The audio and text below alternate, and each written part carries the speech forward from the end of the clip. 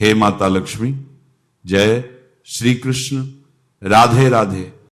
आप सभी लोग जानते हैं कि 7 नवंबर 2025 यानी शुक्रवार को पड़ रही है मार्गशीर्ष माह की द्वितीय तिथि और रोहिणी व्रत। और दोस्तों, यह वह तिथि है जो मार्गशीर्ष में पड़ने वाली सबसे बड़ी तिथि है, क्योंकि यह शुक्रवार के दिन पड़ने वाली है और इसका बहुत ही बड़ा और विशेष महत्व होता है। पूज्य गुरु जी ने कहा है कि अगर कभी भी मौका लग जाए और मार्गशीर्ष मास की द्वितीय तिथि शुक्रवार को पड़ जाए तो आप लोगों को एक छुटकी काला तिल वाला उपाय तो अवश्य ही करना चाहिए। इन दोनों का संयोग बहुत कम आता है। और इसी के साथ में गुरु जी ने अपनी शिव पुराण कथा में बताया है कि इस दिन आपको एक छुटकी काला तिल वाला उपाय तो आपको अवश्य ही करना चाहिए, क्योंकि ऐसा दिन पूरे साल में सिर्फ एक ही बार आता है।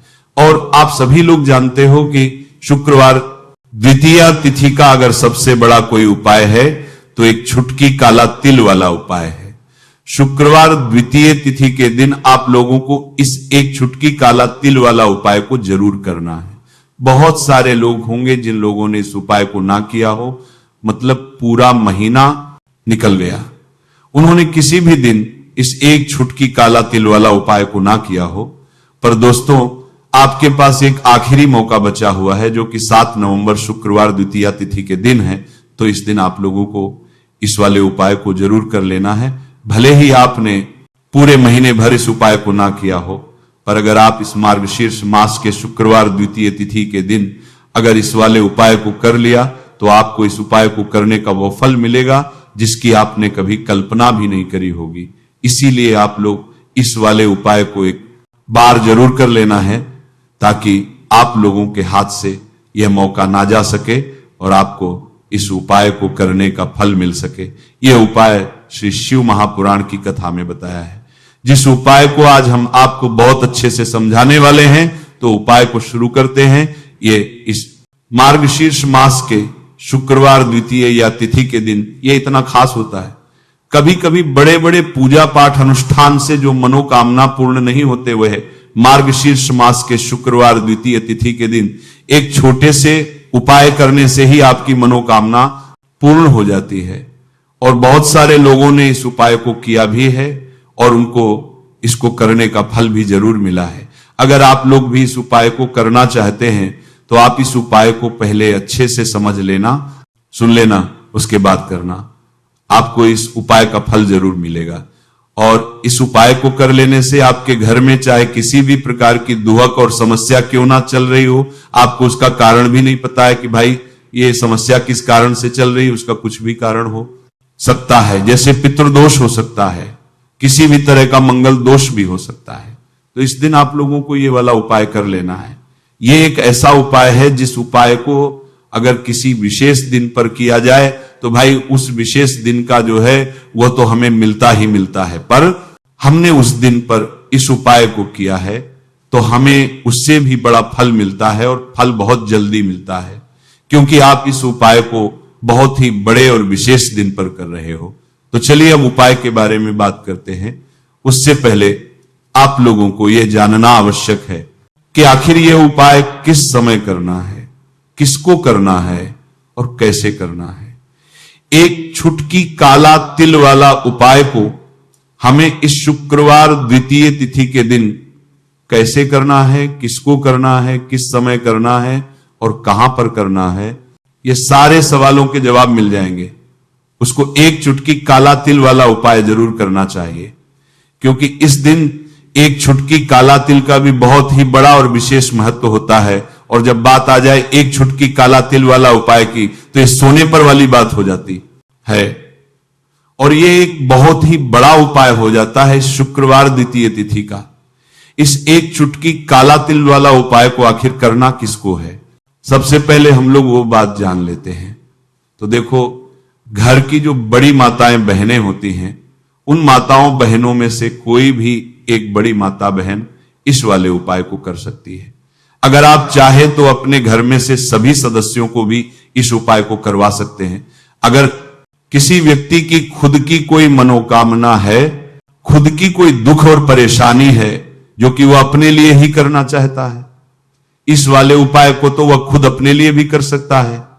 बाकी अगर कोई घर में से ऐसा है जो कि अपने पूरे घर परिवार की सुख और शांति के लिए वाला उपाय करना चाहता है, तो भाई वह भी कर सकता है, उसमें भी कोई दिक्कत वाली बात नहीं है। कहने का मतलब यह है कि इस उपाय को हर एक सदस्य भी कर सकता है और पूरे घर परिवार के सदस्य के लिए घर की बड़ी बहनों में से कोई एक माता बहन भी कर सकती है। माताएं बहनें अगर घर में उपस्थित ना हो या वह ये वाला उपाय ना कर पा रहे हो, तो फिर घर का कोई बड़ा सदस्य भी इस एक चुटकी काला तिल वाला उपाय को कर सकता है, चाहे फिर वह पुरुष ही क्यों ना हो, उसमें कोई भी दिक्कत वाली बात नहीं है। जो अगला प्रश्न निकल कर आता है वो ये आता है इस उपाय को लेकर कि आखिर इस उपाय को हमें किस समय करना है, बारात सुबह के समय करना है कि शाम के समय करना है। इस वाले उपाय को आप लोग सुबह भी कर सकते हो और शाम के समय प्रदोष काल में भी कर सकते हो। सबसे उत्तम समय कौन सा रहेगा इस एक छुटकी काला तिल वाला उपाय को करने का?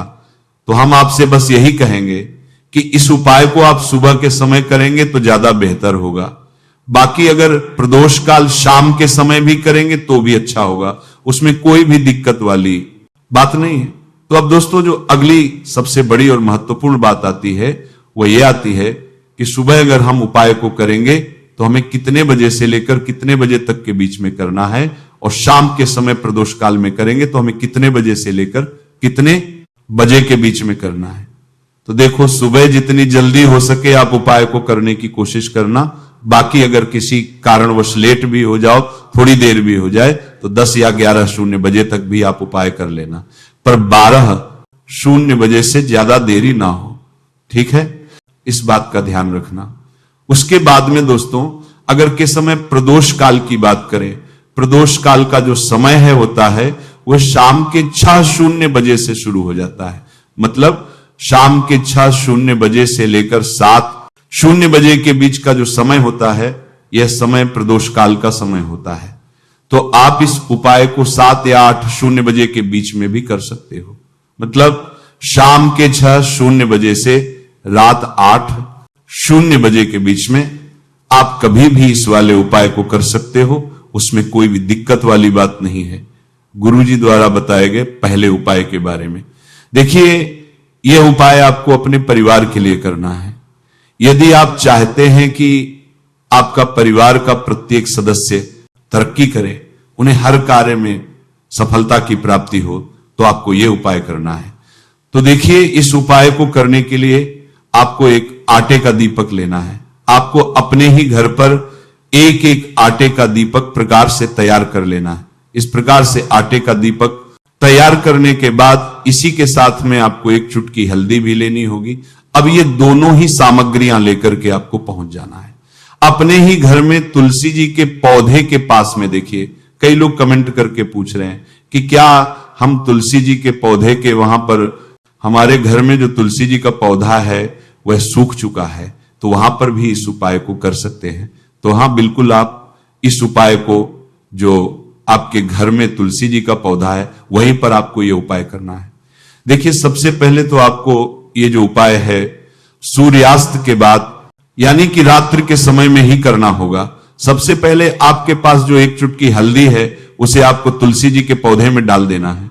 आप जो एक आटे का दीपक लेकर के आए हैं, सबसे पहले तो आपको उसे तुलसी जी के पौधे के पास में रखना है, और तुलसी जी पौधे के पास में रखने के बाद इस दीपक में हमें शुद्ध घी का प्रयोग करना है, और इसी दीपक में हमें गोल रूप की बाती का प्रयोग करना है। क्योंकि ये जो दीपक है विशेषकर हम हरि विष्णु नारायण के नाम से लगा रहे हैं। अब इस दीपक को आपको प्रज्वलित कर देना है, और आपको भगवान विष्णु से, माता तुलसी से प्रार्थना करनी है कि हमारे घर में परिवार का प्रत्यक्ष सदस्य तरक्की करे, उसे अपने हर कार्य में सफलता की प्राप्ति हो, पूरा परिवार खुश रहे। हे भगवान नारायण, आप हमारे परिवार की रक्षा करना। दीपक को प्रज्वलित करने के बाद आपको तुलसी जी के पौधे के नीचे, यदि तुलसी जी का पत्ता गिरा हुआ पड़ा है तो उसे आपको उठा लेना है। आपको ध्यान रखना है, तुलसी जी के पौधे से पत्ता तोड़ना नहीं है, नीचे गिरा हुआ है तो उसे आपको उठा लेना है। अब देखिए, आपके घर में भगवान विष्णु की, भगवान श्री राम की, या फिर भगवान श्री कृष्ण की, यानी कि श्री विष्णु के किसी भी अवतार की प्रतिमा लगी हुई है, तो वहां पर आपको जाना है और आपको थोड़ी सी चीनी या फिर मिश्री आपके घर में हो तो उनका भोग आपको भगवान विष्णु के सामने लगाना है, और जो आप तुलसी जी का पत्ता लेकर के आए हैं उसे भी आपको उसी भोग में डाल देना है। अब देखिए, थोड़ी सी देर इस भोग को वहीं पर रखे रहने देना है और फिर इस भोग को आपको अपने घर के परिवार के प्रत्येक सदस्य को प्रसाद स्वरूप प्रदान करना है। यकीन इस उपाय जय को करने से आपके परिवार का प्रत्येक सदस्य हमेशा तरक्की पर रहता है और आपके परिवार में हमेशा खुशियां बनी रहती है। तो इस प्रकार से आपको पहला उपाय कर लेना है। अब हम जानते हैं दूसरे उपाय के बारे में। देखिए, ये जो उपाय है विशेषकर धन की प्राप्ति के लिए है, मां लक्ष्मी को प्रसन्न करने के लिए, और विशेषकर शुक्रवार द्वितीय तिथि की रात्रि में ही आपको यह उपाय करना है। सामने आपको एक दीपक दिखाया जा रहा है, तो आपको एक दीपक लेना है। दीपक आप मिट्टी का भी ले सकते हैं, आटे का भी ले सकते हैं। अब देखिए, इस दीपक में आपको शुद्ध घी का प्रयोग करना होगा और इस दीपक दत्त में आपको विशेषकर मोली वाला जो धागा आता है, लाल रंग का कलावा का धागा जिसे हम कहते हैं, उसकी बात ही आपको इस दीपक के अंदर प्रयोग करनी है। यानी कि लंबी बाती का आपको इस दीपक के अंदर प्रयोग करना है। अब देखिए, ये जो दीपक है आज रात्रि में लगभग 8:00 बजे के लगभग आपको ये जो दीपक है तुलसी जी के पौधे के पास में प्रज्वलित कर देना है। दीपक की जो बाती है उसका मुख आपको उत्तर दिशा में रखना है, इस बात का ध्यान रखना है। और आपको ओम महालक्ष्मी नमः इस मंत्र का लगातार जाप करते रहना है। देखिए, इस मंत्र का आपको 11 बार या फिर 108 बार जाप करने के बाद तुलसी जी के पौधे के नीचे से थोड़ी सी मिट्टी उठानी है। देखिए, आपको पता है कि अभी मार्गशीर्ष के पवित्र दिन चल रहे हैं और मार्गशीर्ष मास के दिनों में यदि आप शुक्रवार द्वितीय तिथि के दिन तुलसी जी की मिट्टी रात्रि के समय में लेते हैं तो इससे आपके जीवन के जो सारे संकट है वे समाप्त होते हैं।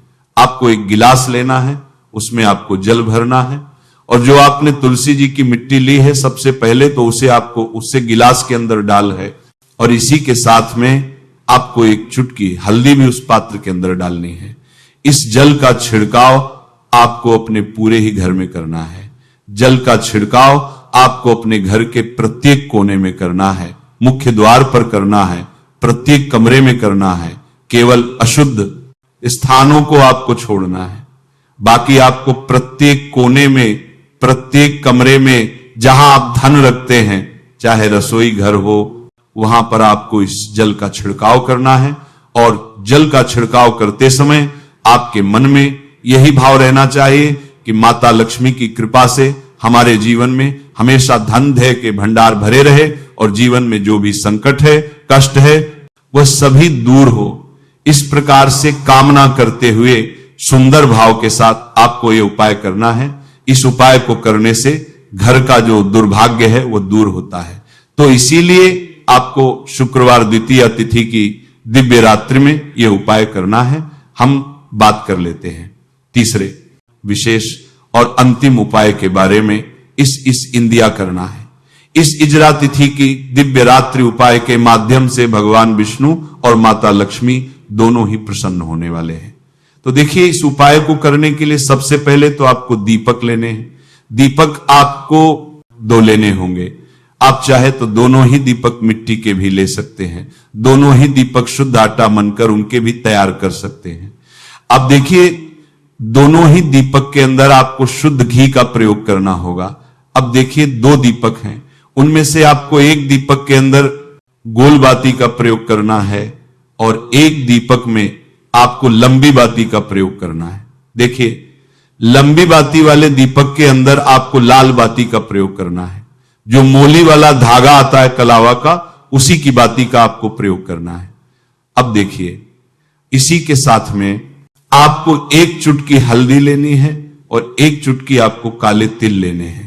यह उपाय भी आपको विशेषकर रात्रि के समय में ही करना होगा।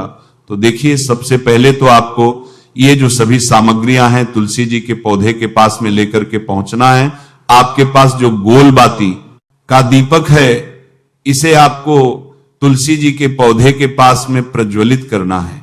ओम नमो भगवते वासुदेवाय नमः इस मंत्र का जाप करते हुए आपके पास जो काले तिल है उन्हें आपको अपने सीधे हाथ में रखना है और आपके जीवन में जो भी समस्या है, परेशानियां हैं, जीवन में जो भी संकट है, बाधाएं, उन सभी को दूर करने की आपको प्रार्थना करनी है। और ये जो काले तिल है आपको उससे जलते हुए दीपक के अंदर डाल देने हैं। इस प्रकार से हमने ये जो गोल बाती का दीपक है भगवान विष्णु के निमित्त प्रज्वलित किया है। अब देखिए, अब यह पात थार कर करने की दाल करने की प्रज्वलित किया है। दोस्तों, आपके पास जो लंबी बाती का दीपक है और आपके पास जो एक चुटकी हल्दी है, इन दोनों को आपको अपने घर के मंदिर में लेकर के पहुंचना है। आपके घर के मंदिर में जो माता लक्ष्मी की तस्वीर है या फिर माता लक्ष्मी के किसी भी स्वरूप की तस्वीर है, प्रतिमाएं हैं, तो सबसे पहले तो के सामने आपको ये दीपक रखना है। दीपक के नीचे आपको चावल या फिर अनाज के कुछ दाने अवश्य ही रखना है। सबसे पहले तो आपको ये जो दीपक है इसे माता लक्ष्मी जी के सामने प्रज्वलित कर देना है। आपके पास जो एक चुटकी हल्दी है इसे आपको जलते हुए दीपक के अंदर डाल देना है और आपको ओम महालक्ष्मी नमः या फिर ओम नमो भगवते वासुदेवाय इस मंत्र का जाप करना है। माता लक्ष्मी से आपको प्रार्थना करनी है कि जीवन से जो भी दुर्भाग्य, दरिद्रता है उन्हें आप समाप्त करें और हमारे घर में हमेशा सुख, शांति और समृद्धि बनी रहे। इस प्रकार से आपको कामना करनी है।